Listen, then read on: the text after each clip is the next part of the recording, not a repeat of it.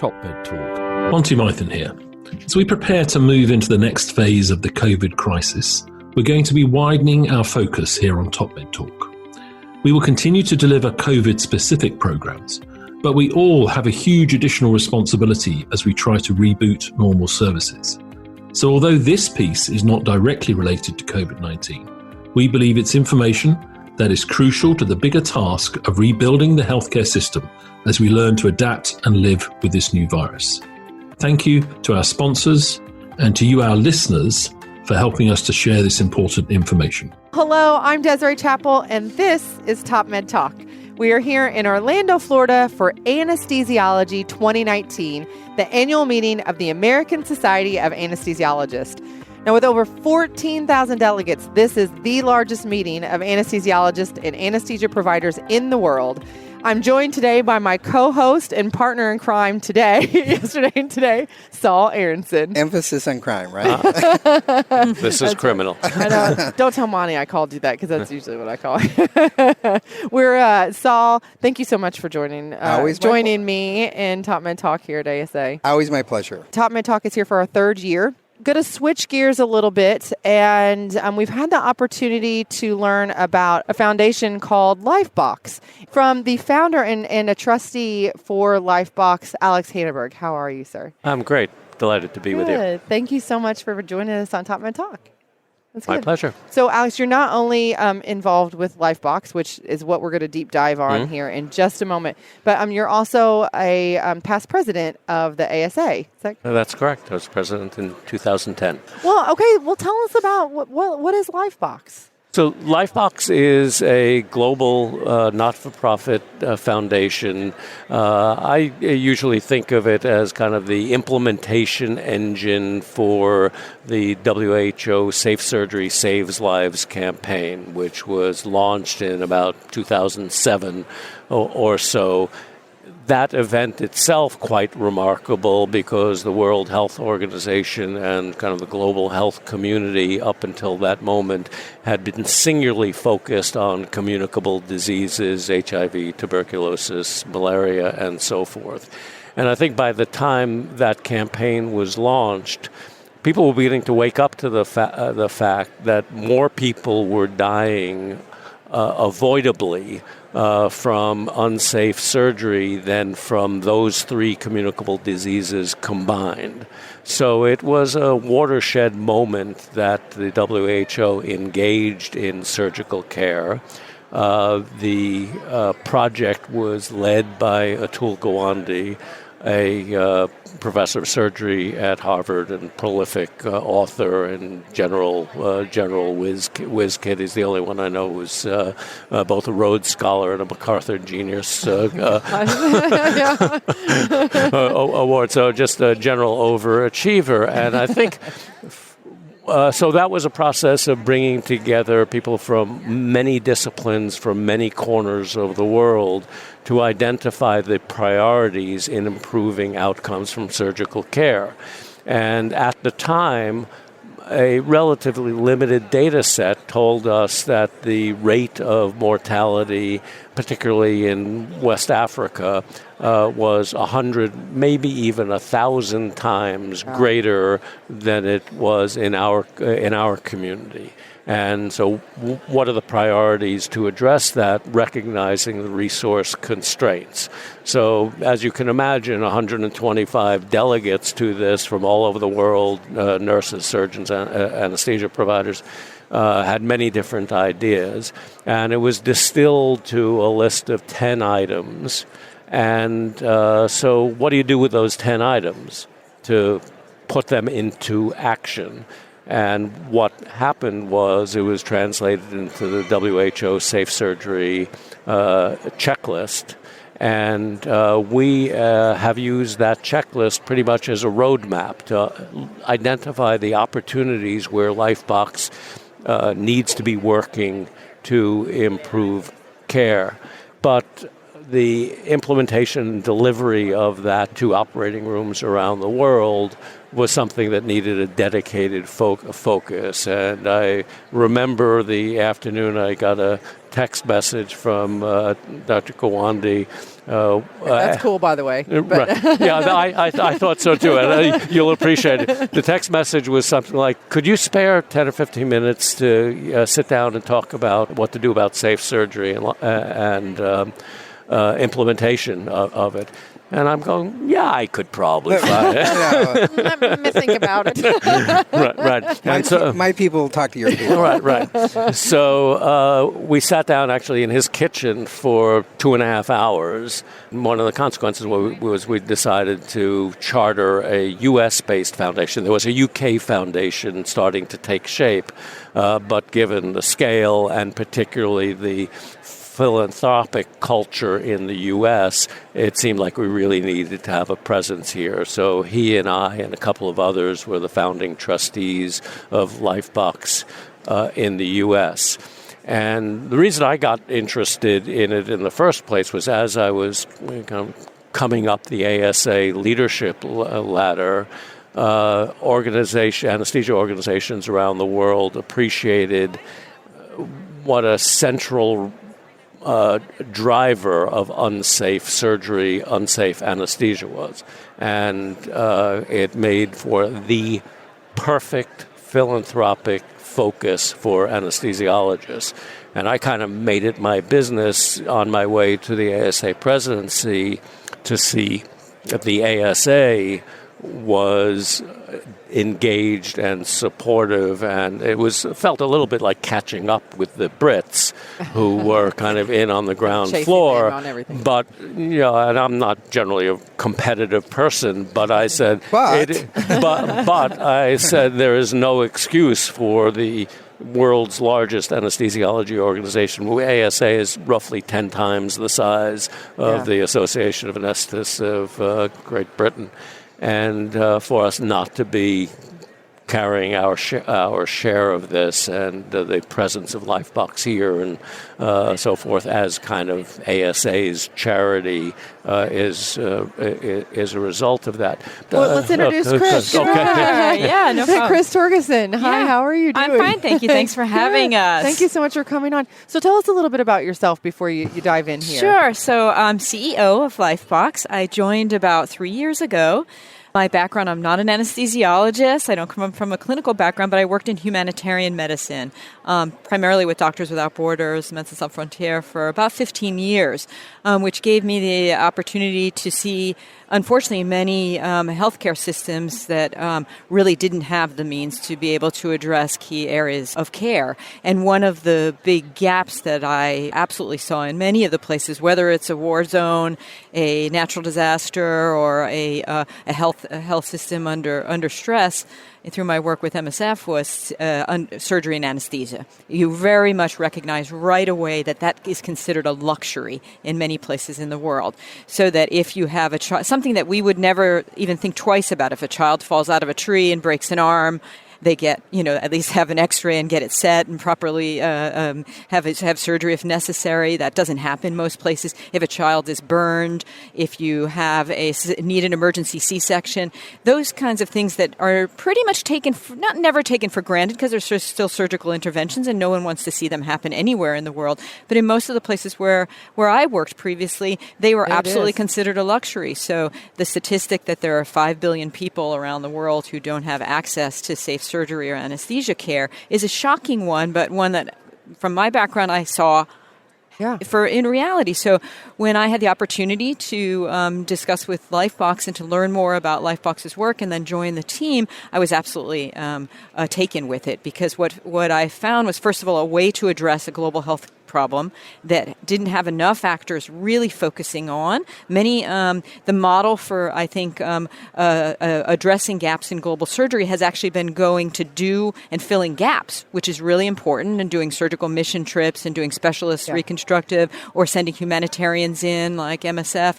But in order to really see us have a long-term sustainable impact on improving surgical systems, we really need to help work with the teams on the ground there and build up their systems so that when they're providing care, which they're starting to address them, they do it in the safest way possible. And so that's why I think Lifebox's model, to answer your question around, has always been from the get-go to work with the surgical teams on the ground. So I always say Lifebox is a surgical organization that actually doesn't do surgery. Right. So we're one of the only ones because what we do is we work directly with surgical teams. So we started with anesthesia, and we were founded by two of the leading global organizations, the World Federation of the Societies of Anesthesiologists, plus the Association of Anaesthetists of Great Britain and Ireland, close association then with the American Society of Anesthesiologists. Like so I what said, we catching up. But what we did was, what the organization, I can't take credit, was I thought was brilliant, was actually making close link with the nascent anesthesia societies in all of those countries. So in order to know where there were no pulse oximeters, so how do you know? You go to a country, you just don't want to open up a truck and say, here, take pulse oximeters, or you don't want to just go to one hospital. So you work with the Anesthesia Society, and as Dr. Hannenberg said, that might be 5 physician anesthesiologists in a country. But they've trained an entire country, but they've trained all the nurses. They know exactly which facility in their health system, whether it's a missionary hospital, it's a state hospital, is doing cesarean sections. And they can say, if we say, hey, we'll raise the money for the pulse oximeters, and we'll bring in a team to do a little bit of training on hypoxia emergencies and how to deal with them. We'll provide the pulse oximeters. Can you tell us where they're where you need them? Brilliant. So they do the gap analysis, and then we join forces, and then we know that first of all they're getting right in the hands of the places, and it gives that society a chance to also have a professional development. So they don't have, they other than the trainings they can do, this gives them a chance to reach out to nurse anesthetists that might have been trained years ago and then gone out to a rural healthcare clinic where they're doing C-sections and never had a chance to do upgrade their skills. The focus, I'd say, for the first 5 years, pretty much, of Lifebox was rectifying the problem of unsafe anesthesia. And some of our key collaborators had, done some investigations about what the oximetry gap was. So the pulse oximeter is kind of the essential patient monitor. If you ask anybody in this hall if you could only have one monitor, which would it be? I guarantee you 100% would say pulse oximeter. And the fact is, our estimate was there were about 80,000 operating rooms around the world that had none, and in many cases they had no patient monitors at all. And so we kind of recognized the potential impact. And one of the things that has thrilled me about Lifebox all along is the doable. We set our priorities around the doable. And so we created specifications for a purpose-designed oximeter for use in low-resource settings.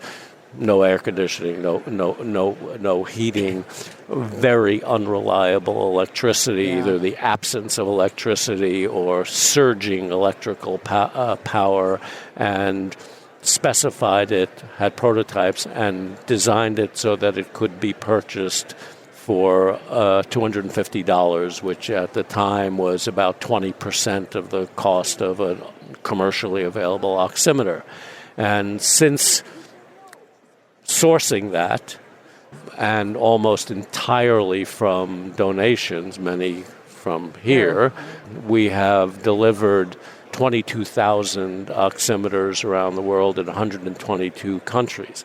Many of the recipients of the Lifebox oximeter have minimal training. Anesthesia is delivered in many parts of the world by individuals who are not doctors, who are not nurses, and have mostly had kind of on-the-job rudimentary training. And so in many instances, this is the first patient monitor they've ever used. And so we recognize that sort of dropping it in the operating room was not the way to approach it. So in virtually every instance in which, particularly when at nation-scale delivery, there's been a very rigorous training program where we've developed multiple iterations of training tools for getting the most benefit to the patient out of the use of the oximeter that is now available. And so it's designed with a 16-hour rechargeable battery. It can be plugged in. Solar powered? Not yet. Not yet. But let's make note. So the first donations and distributions occurred in about 2010, 2011. And our best estimate, I mean, this is a device that hadn't existed before, was that, 5-year life cycle. And I have to say, what are we, 2019 now? The overwhelming majority of that first cohort of oximeters are still working. Still working. I personally have been in any number of operating rooms in low-resource settings. I remember walking into an operating room in Haiti about a year or 10 months after the earthquake, and I walked in at the patient's foot. So I'm looking at the anesthesia workstation. I see a big, relatively modern-looking anesthesia machine. Wow, that's pretty impressive. Great. Of course, I get closer, and essentially nothing on that anesthesia machine is functional. But sitting on the counter is the Lifebox pulse oximeter, and I've just seen that over and over again, almost every place I've been. So one of the key features of it is that it's built not to require a biomedical technician to come and service it, because there ain't no biomedical technicians. And so working in that environment, that's the essential design feature. I mean, the 16-hour battery is important and everything, but the freedom from reliant, and that's the problem with that big fancy anesthesia machine. It's a very expensive shelf. That's what I was going to say. Storage box. Exactly. So as I said, the connection with Safe Surgery Saves Lives and the Safe Surgery Checklist is a very powerful theme in understanding what Lifebox is about. And Gawande being Gawande and the rest of us, holding ourselves to a rigorous standard. There's a very compelling study done in Moldova where there's a program of oximetry implementation, Safe Surgery Checklist implementation with a dramatic and sustained improvement in patient outcomes. You're probably aware of the trial of the checklist in 8 countries around the world with a 40% reduction. And I always like to say to people thinking about implementing and using the checklist, if there were a pill that had no side effects and didn't cost anything and reduced surgical mortality by 40%, would you prescribe it? Yeah. And So Lifebox is more than the device. It's the concept, if you will, which includes the training and the culture of management and change. Agree. How do you appropriately recognize and address the nuance of what I'll call medical anthropology or the culture of delivery that is nuanced to the zip code, if you will? So that's actually a great question, and not so much with respect to taking an oximeter and using it, but with respect to the implementation of the Safe Surgery Checklist, it's all about culture. It's about hierarchy. I mean, if you asked Atul or Bill Berry, the architects of it, what's the Safe Surgery? It's a communication tool, and the emphasis on everybody speaking using their mouth is by design. But there are cultural barriers. The other thing that I've kind of realized along the way is that, if the checklist calls for a pulse oximeter, and by the way, that's the only piece of equipment cited in the WHO checklist, and you don't have any, that's irrelevant. If the checklist calls for sterility indicators and you don't have any, that's irrelevant. And we go down a list like that. What does the checklist mean to you? And so when I said, the it being a roadmap for Lifebox, well, we provide you an oximeter. There's an element of the checklist that suddenly means something to you. and particularly for people who hadn't ever monitored a patient, saying, is the oximeter in place? And Kris will talk to you about the more holistic view to save. Our tagline is saving lives through safer surgery, and it is about anesthesia, but it's also about a lot more, and I think that's what you're alluding to. And so we say, where are the other major sources of preventable surgical mortality? Yeah. So teamwork and communication is on that list prominently, and you think the hierarchy in our operating room is a powerful barrier to safe care. Think about places where the gap in education of the surgeon and the nurse is vast, and the capacity of the nurse to say, "Oh no, that's the wrong side." That's work. But another one is surgical infections, and so that, number one, is a major driver where rates around the world can be 4 or 5 times greater than we see, and is also among the doable. So we've built relationships with anesthesia societies in over 110 countries with our partners. And so now we're building on that. So that really answers your question. How do we know the impact? Well, we're in touch with those societies because they tell us, hey, okay, we've got so many broken, or now we don't just need them for the OR. We need pulse oximeters for recovery room. Yeah. We need them for the ICU. We need them for transport. When we have something you wouldn't even think about here is that if we're sending a complicated cesarean section for surgery that we can't do in our facility because it's a complex one, we need to transport 4 hours. We want to send a nurse with a pulse oximeter so that they can address any emergency that comes up. So they lose their pulse oximeter for a day and a half. So they're asking us for another pulse oximeter. So you can see, so the relationship is key.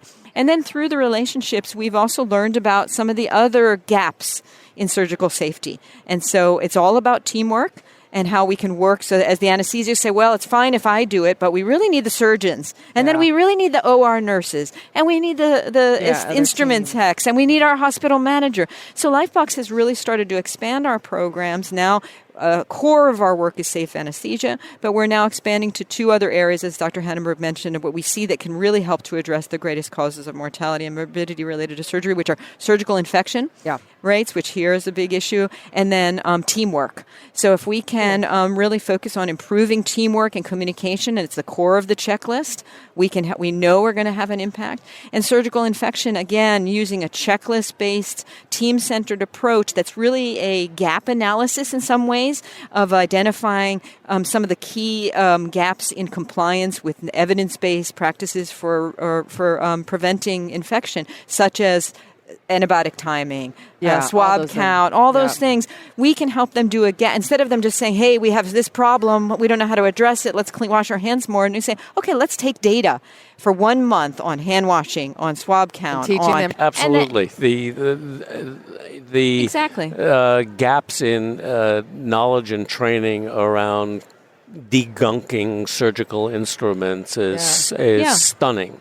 And I just want to put a finer point on this access to care and the humanitarian missions, which I applaud, and literally hundreds of thousands of Americans contribute to.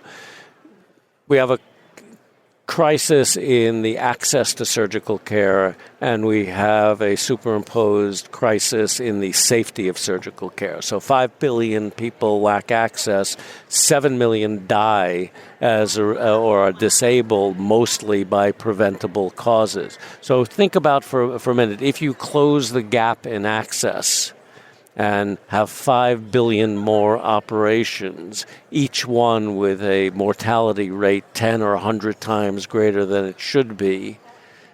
How do you feel about that? So, and we are unique in focusing on improving the outcomes and the safety of surgery. What did we used to say? If somebody's hungry, give them a fish. If you want them to not be hungry for life, teach them to fish. So if I may play off of the metaphor, there's more in the box than the pulse oximeter, and I think that's a really important theme. That this is a programmatic change in the culture of delivering care. And oh yes, there's also this device called the pulse oximeter that helps you do that, but it's hardly what's in the box. There's so much the more connection in the box. There's so much more in the Lifebox, if you will. And if I can mention that one of our newest programs follows in the same theme is like how to engage with surgeons. So we ask surgeons, what are some of the simple things that you find frustrating and that you know are contributing to you having to delay cases or having unsafe. And believe it or not, we came up with all kinds of things, and they were like, well, actually lighting. We don't have strong lighting in our theaters because we don't have a constant electricity source in many times. Many of the emergencies are C-sections at night, and we can't find the person to turn the generator on.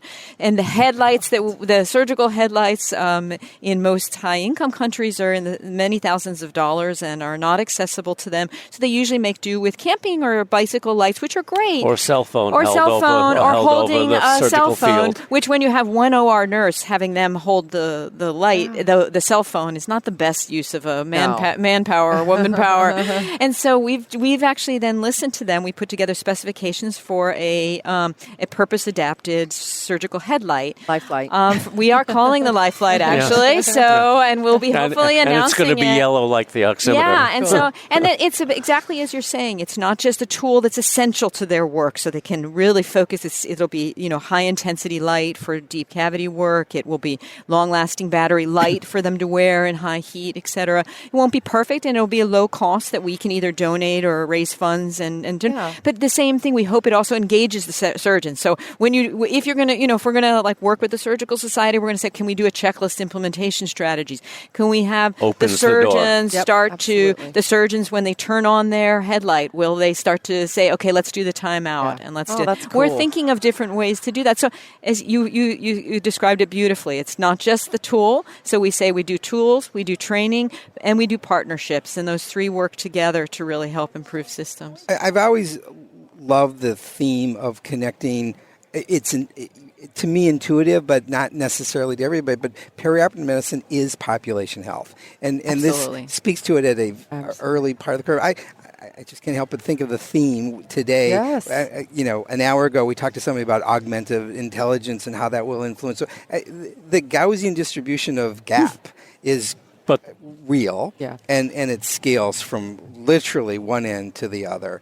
But our opportunity, how do we help you? That's what I was just going to ask. How can we communicate to the many, many people who download what they can do to get involved? Oh, great, Kris, and thank you very much. They're closing us down. Yeah, they are. They're closing the lights down. Yeah. So how do we get in contact? We would love you to. Part of our work is about awareness raising. So even learning about it by looking at www.lifebox.org. So we have resources about what the global surgery and anesthesia gap is, and we of course could use donations. So we're raising funds here at the ASA. We've put on an ASA residents Lifebox challenge, and we've raised met some of the Lifebox residents. Yeah, we've had the residents raising funds for us that are going directly to our pulse oximetry work. So here we've raised funds for about 300 pulse oximeters that are going to go to some key countries that we would not have been able to do that work without.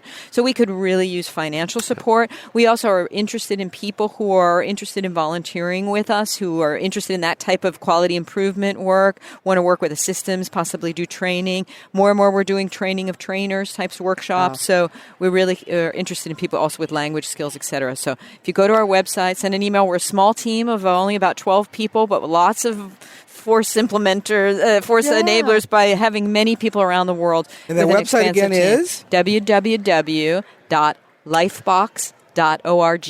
Yeah, Lifebox. Lifebox. Guys, I, honestly, we could probably sit and talk all night long about this because it is fascinating, and what you guys are doing, it's unbelievable. It's really, thank you. Yes, thank you so much. This is why we do what we do, and to all of us listening to you, thank you. Yes, thank you. Thank you for having us. A pleasure. Yeah, Thanks. Hopefully we'll have another time. We'll have another chance and opportunity to sit down and talk to you guys to see how the lights are going. Yeah, we'd be happy to. All that good stuff. So wrapping it up today, it's been a fabulous day at ASA, the Anesthesiology 2019. Again, thanks to our sponsors, Edwards Life Sciences, the ASA, and all those people that are interested in helping us share the word and spread the knowledge and these messages, just like what you guys are doing with Lifebox. So thank you so much. Thanks for listening. We'll catch you tomorrow. Cheers. Top Med Talk. Nick Majerison here. Have you got yourself onto edpom.org yet? If not, you might not be aware, EdPom Chicago tickets are free for a limited period only. Go now to edpom.org. Evidence-based perioperative medicine. edpom.org.